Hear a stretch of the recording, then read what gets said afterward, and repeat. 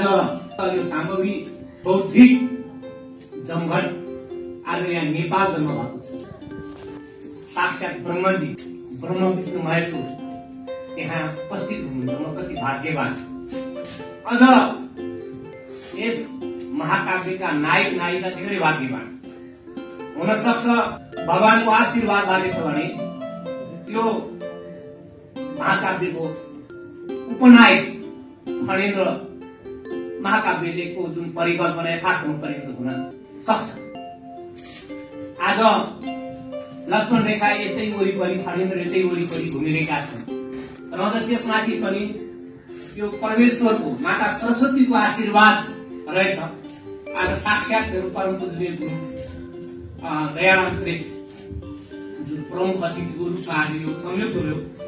ममाथि भावना मिठो छ खासा माधुरी सुदीर्घ बाँसुरी बज्यो अनन्त भन्किने गरी।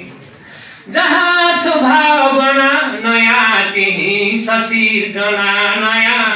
जहाँ छ जिन्दगी नयाँ त्यही छ तिर्सना नयाँ। जहाँ छ जिन्दगी नयाँ त्यही छ तिर्सना नयाँ। गुप्त मनको माया नपाई गयो खाली पेटसँगै मुसाफिर तिमी पानी नखाई गयो।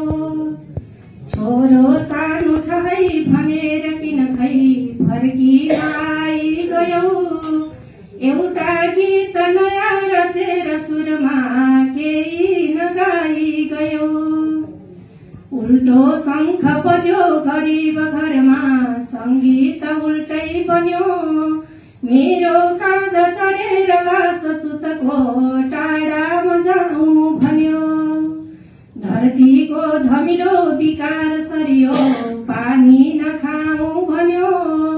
धर्मै छैन जहाँ घुमिकन त्यहाँ फर्किन आउँ भन्यो। के को निम्ति गर्यौ त पौरख कठै आफै नखाई गयौ। आमाको 10 धारा दूध रसिलो केही नपाई गयो। भाले मारिदियो चकोर जसको व्याधा लुकेरै गयो। पोथीको दिलमा छ बाण गहिरो बाधा गराई गयो। सानो बालकको प्रलाप सुन हे ब्रह्माण्डका मालिका। बाबा भन्छ सधैँ लहेर बिचरा आई सम्हाली बस। के भोख यसको विराम भनए खोसी लियो कान्ति नै। सारा खलबल भो अखण्ड धरती देखिन्न केही शान्ति चाहिँ। मेरो लक्षणको सुवास कसरी यात्री बन्यो आखिर। तिम्रो लास ढल्यो पिएर तुलसी हेरेर तारातिर। कस्तो शोक पस्यो चिरेर बुटुयो रोकिन्न मेरो गला। नौलो कान्ति दिए रचेर कविता पोखिन्न मेरो कला। नौलो कान्ति दिए रचेर कविता पोखिन्न मेरो कला। थियौ परन्तु कसरी सत्मार्गमा रोकियो। लाग्यो घाउ ठुलो अखण्ड मुटुमा सञ्जीवनी खड्कियो। मेरो श्वास तिमी बिचैतिर कहाँ एक्कासी नै अड्कियो। न्यौपाने जसका तिमी पसलमा एक्कासी नै मुर्छियौ। तिम्रो छटपटले दुखेन जनको छाती स्वयं अल्पियौ। नौलो रोग भनी सुसार नहुँदा संसार छोडी गयौ। भन्ने मात्र मिल्यो म माथि कहिरो सन्देश एउटा भयो। तिम्रो लास ढल्यो नि भूमि तलमा यो दृश्य देख्नै पर्यो। के हो म भनी हिँडे कलमले यो काव्य लेख्नु पर्यो। यो कालो निसीमा अदृश्य सरयो लाग्यो मलाई कहाँ। जिम्मेवार पनि अबोध शिशुको सौभाग्य लेखु यहाँ। आमाको टुहुरो म भाइहरूको आधार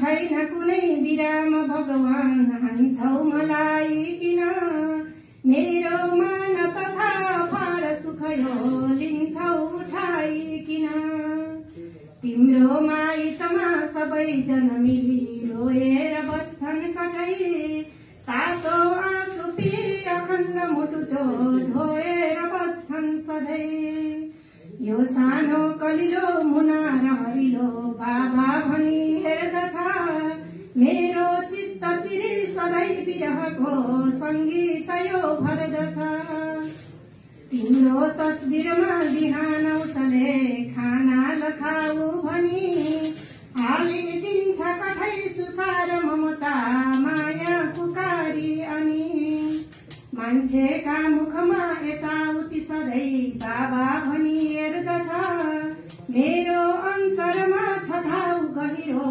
कल्ले निको गर्दछ सम्झियो अनजानलाई सुतए माया गरे नौ किन तोते बोल्छ भने सुसार यसको ख्यालै गरे नौ किन हुर्केला जब यो उचा गगनका तारा निहारिकन खै बाबा मुटुका खण्ड धमनी भन्दा पुकारिकन त्यो बेला यसको बसेर मुटुमा सम्झाउला के गरी वर्षाउ दिन रात नित्य हिँडमै वात्सल्यको निर्झरी बुढो सिंह पनि म आज डमरू रक्षा गरूला यहाँ हे मेरा मुटुका खण्ड टुकुरा बस्छौ तिमी खै कहाँ हे मेरा मुटुका खण्ड टुकुरा